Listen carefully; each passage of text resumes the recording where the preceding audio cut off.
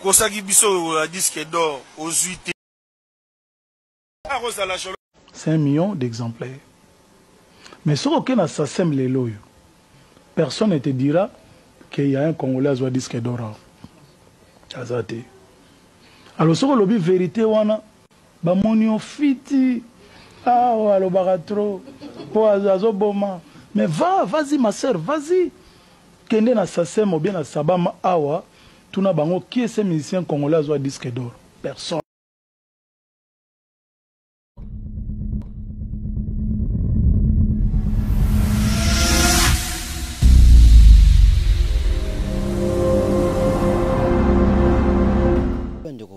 Émission Tolobi la spéciale Innonce Bi ezalaka ekumba marepa na ngai miliki de la presse congolaise et c'est nous a partagé ce beaucoup dit biso na banda kuna bino sa permission lokola moyibi sala biso bien poser déjà alliance obiso na bino tosinaki à travers votre émission spéciale Innonce Bi o yokumba mara awa na dela site o JKTV News bino batu bozili bako kotala biso mokola lelo abonnez-vous massivement si vous plaisir ande moko ya ba soutien na bino otozara nango posa et lamba tokolata mbongo tokozona biso mais tozara posa ba soutien na bino s'abonner quand on dirait site JKTV News. Ici c'est l'information, je dis bien ici c'est l'information, pas de polémiques.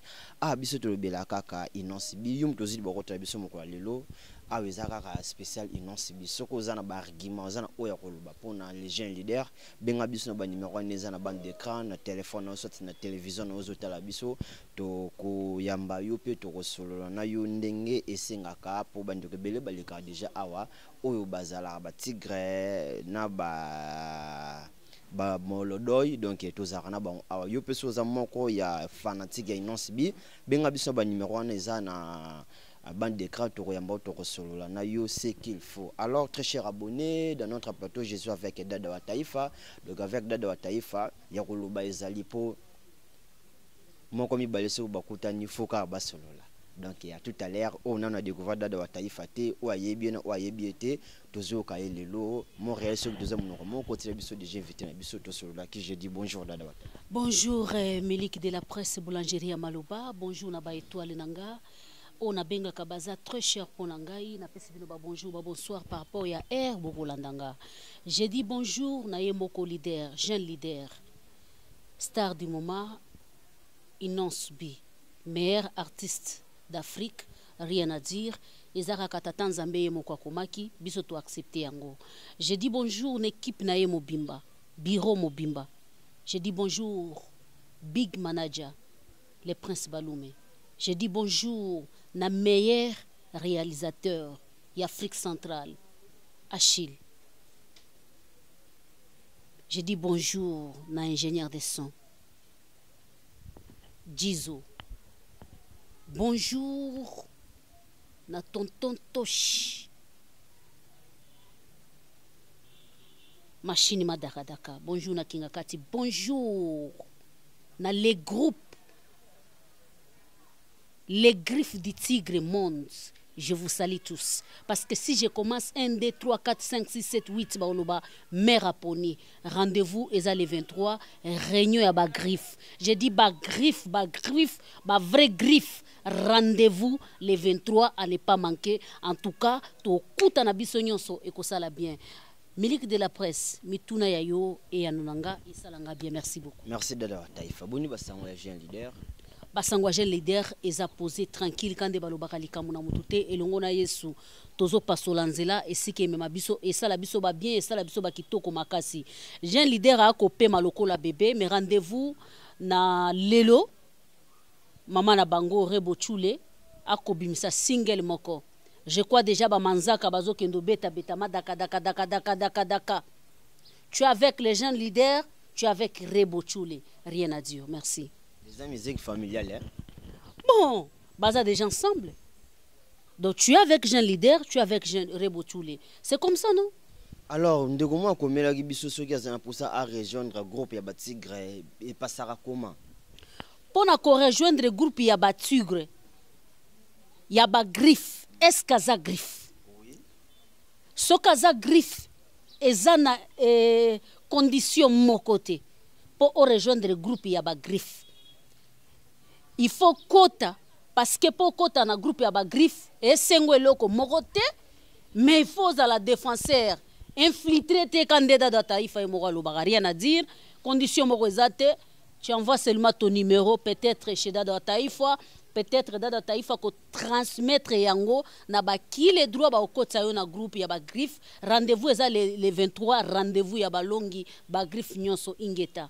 Ensemble on est toujours. Merci de la Taïfa. Alors tout sur là c'est disque na biso Mortel 06. Mortel 06 promotion na ngouza moins. Mortel 06 ils ont quelques chansons au tozo mega ko maîtriser mais tandis qu'ils ont 15 titres na 4 wana. Promotion on pendenge tigre moi ça la promotion cette fois-ci de promotion za mobulu raison pour laquelle les obeta penzati. Miliki et là on a liboso il fallait qu'il bete la légende leader maboko. Par rapport faut que bete les légendes leader maboko. Premier album 15 titres. Moi, je croyais que premier album, 6 titres et 4 titres. Non, bah, tu peux savoir premier album, 19 titres. Bazali. Malembe, Miliki. Komena sengate Miliki. Tikelanga ta Miliki. S'il vous plaît, Miliki. Tikelaka ngata na obeta to obeta masolo. Kosala nga ba menace na plateau te ya. Plateau yozo yambinga na plateau no tikelanga ngata na répondra Miliki. Merci beaucoup. Il faut qu'on passe à merci na jeune leader. Vous comprenez? Pourquoi? Et puis qu'on félicite. 15 titres. Na premier album yaya. Et puis, Tokolo Baba 10, Tokolo Baba 8 et Yokani. Ezobi ma pe malembe. Et Yokani pe na ba vinini. Ba 1 million yaya kala. Pour artiste congolais beta 1 million de vies, ça facile. Mais ils n'ont pas un système. Tondimi ango lelo artiste a comme beta pe tolo na 1 million de vies sur YouTube. Par rapport, nana yeba ki yango. Si ce n'était pas les gens leaders, cela veut dire que l'album est ambola kitoko. Ba consommateur bazo consommer ango kitoko. Rien à dire, toko leka, merci beaucoup. Donc yo logo bangi sera 15 titres to beti là. J'ai l'idée ma beaucoup mais tandis que ils appellent ba te belé ba sape ba carena bon premier album le tout 19 titres. S'il vous plaît Miliki, pourquoi tu obenge jeune leader? Non par rapport à âge. Merci beaucoup. Par rapport à âge. Oui, Biblom suis non bien au sale. Je crois dans la vidéo moi on a ochango na story nanga. Ils subi à bébé. Je te jure. Aza oh le mot que photo battre la na RDC. Parce que il n'a pas savouré que bon moi nanaye. Il a pris jeunesse na ya chango na carrière pour comment oh yelele aza. Ce qui mutulo kwa dada Taïfa.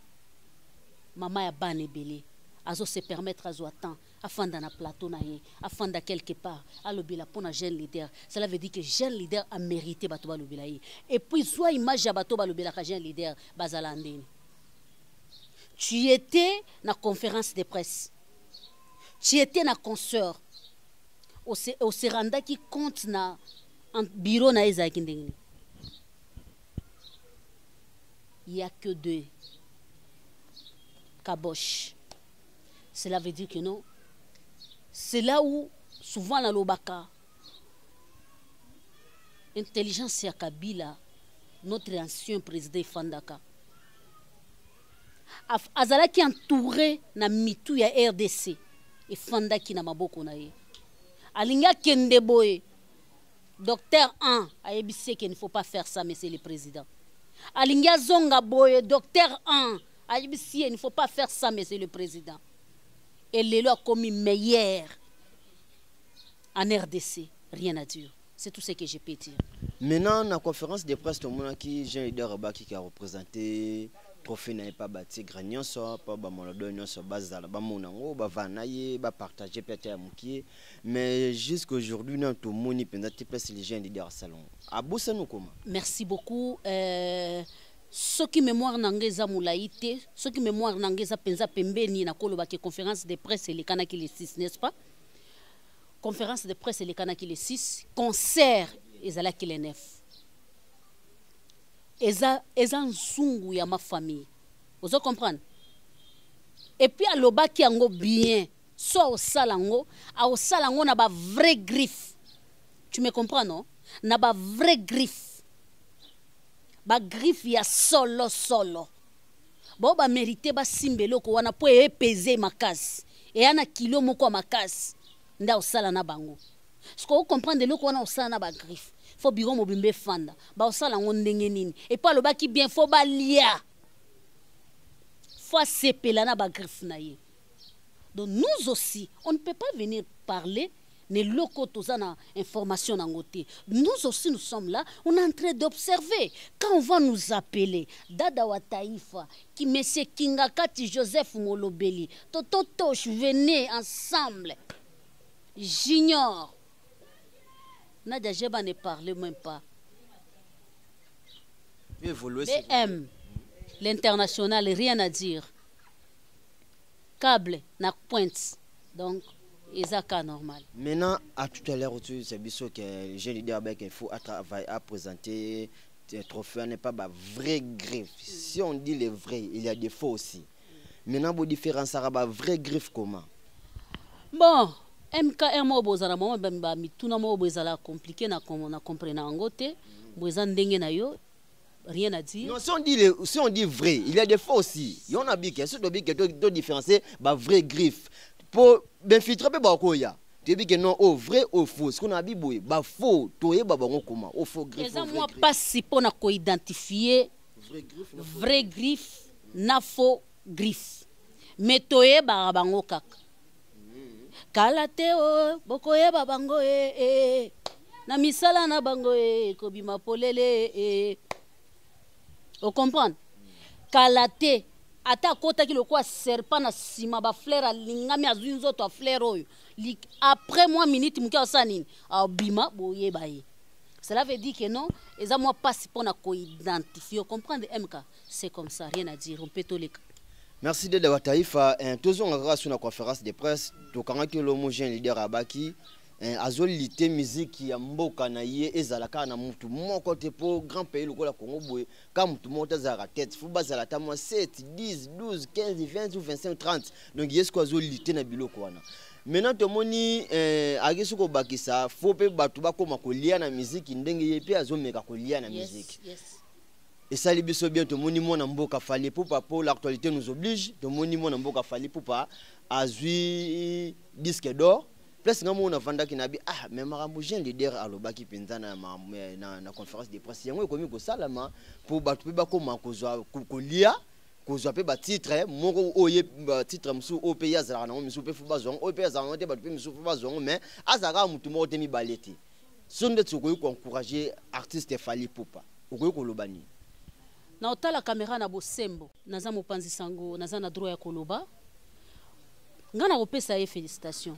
Mais moi mes angakate toyebi que na monde de musique so album et bimi et ça la ka une semaine 4 jours 5 jours ce qui était kami makas muto azui li futa nango mais album auto betali solo aigle azui disque dur nango et ça album ebeti 7 ans bon 6 ans ce n'est pas grave et ça ngolu na ye nzamba tomboli toki ko pese ka matondo bon c'est la première fois na yo kango rien à dire na opese ka ba félicitations azamoko o azotombola bendele la RDC c'est tout ce que je peux dire.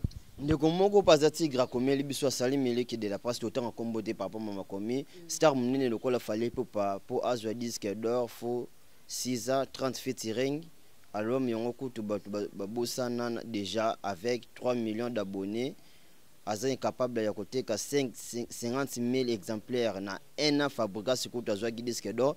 Si c'était une once bi alinga ko zongo tana ina seulement. S'il vous plaît ça m'engage pas moi na otanga kaka ezaka ndeko tindeli biso message.